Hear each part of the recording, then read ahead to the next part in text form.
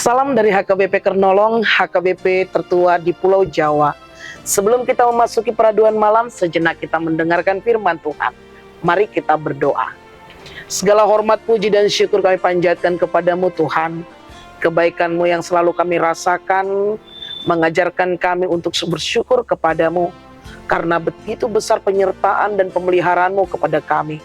Sebelum kami merebahkan tubuh kami dalam peristirahatan kami mau mendengarkan firman-Mu. Bersabdalah ya Bapa, kami sudah siap mendengar. Ampuni segala dosa kami. Hanya di dalam nama anak-Mu Yesus Kristus, kami berdoa dan mengucap syukur. Amin. Firman Tuhan renungan bagi kita di malam ini, sesuai bacaan malam Almanak HKBP 2023, Selasa 28 November 2023, dari Roma pasal yang ke-9, ayat yang pertama sampai ayat yang ke-29, dan yang menjadi pembimbing renungan ayat 27. Demikian firman Tuhan. Dan Yesaya berseru tentang Israel, sekalipun jumlah anak Israel seperti pasir di laut, namun hanya sisanya akan diselamatkan. Peduli keselamatan bangsa. Sahabat Shalom yang dikasihi Tuhan Yesus Kristus, Rasul Paulus betapa sedihnya ketika setiap kali dia mengingat keadaan bangsanya Israel. Mereka terancam binasa karena tidak percaya kepada Yesus, Sang Juru Selamat. Hanya sedikit dari mereka yang akhirnya diselamatkan. Sementara itu, makin banyak bangsa-bangsa asing memperoleh keselamatan karena mereka bertobat dan mendengarkan Injil Tuhan. Paulus begitu mencintai akan bangsanya. Ia mau dan rela berkorban melakukan apa saja supaya bangsanya tidak binasa dan diselamatkan.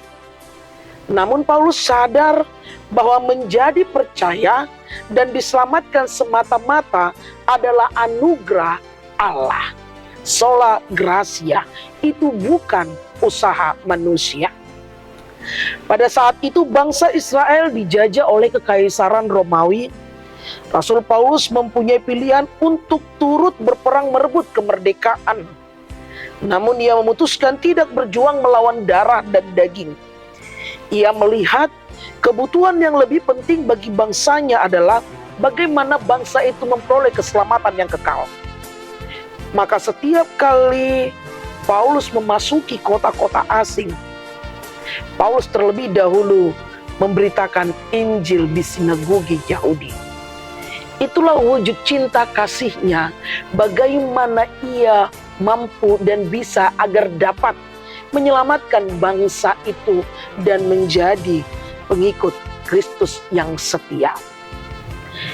Meski keselamatan kekal merupakan anugerah Allah bagi orang-orang pilihan, namun kesempatan itu haruslah dipakai untuk mewartakan kebenaran Injil, keselamatan kemana saja dan seluas-luasnya. Kita harus memberitakan Injil kepada semua bangsa, apalagi kepada bangsa sendiri. Dan ingat, itu adalah perintah Tuhan. Dan bagaimana kita bisa melakukannya? Ya, kita melakukannya itu harus dimulai dari hati yang peduli. Hati yang peduli. Bangsa dan negara ini membutuhkan orang-orang Kristen yang peduli dengan keselamatannya. Namun bagaimana dengan hati yang peduli terhadap sesama kita?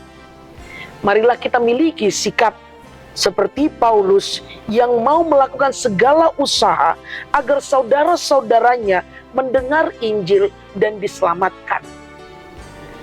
Bapak Ibu, saudara-saudari yang dikasihi Tuhan Yesus Kristus, apa yang bisa kita lakukan agar sesama kita memperoleh keselamatan?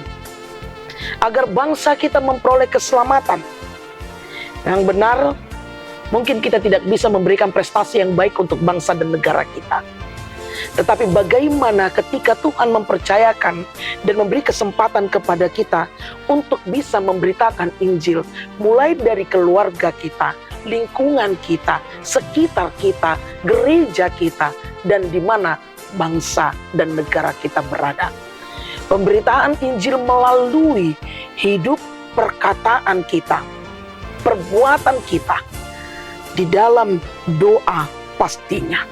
Mungkin itu kontribusi yang dapat kita lakukan dengan menjadikan teladan dan menjadikan kita untuk menjadi pengikut Kristus yang setia. Karena itu marilah kita saling peduli di antara satu dengan yang lain, agar kita memperoleh keselamatan yang kekal yang datangnya dari Tuhan. Lakukanlah tugas dan panggilanmu. Apakah itu?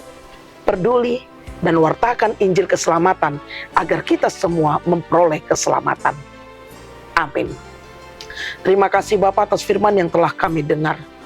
Biarlah kiranya teladan yang dilakukan oleh Rasul Paulus memampukan kami dan mengajarkan kami untuk bagaimana kami memberikan, mewartakan melalui doa dan Injil kebenaran firman-Mu, agar setiap kami yang percaya tetap setia dan taat kepadamu sampai kedatangan-Mu yang kedua kalinya di muka bumi ini.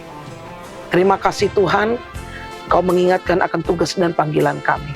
Sebelum kami merebahkan tubuh kami, berkati kami ya Bapa, dan bangunkan kami esok pagi. Hanya dalam nama anak-Mu Yesus Kristus kami berdoa dan mengucap syukur. Anugerah dari Tuhan kita Yesus Kristus, kasih setia Allah Bapa dan persekutuan Roh Kudus menyertai engkau. Amin.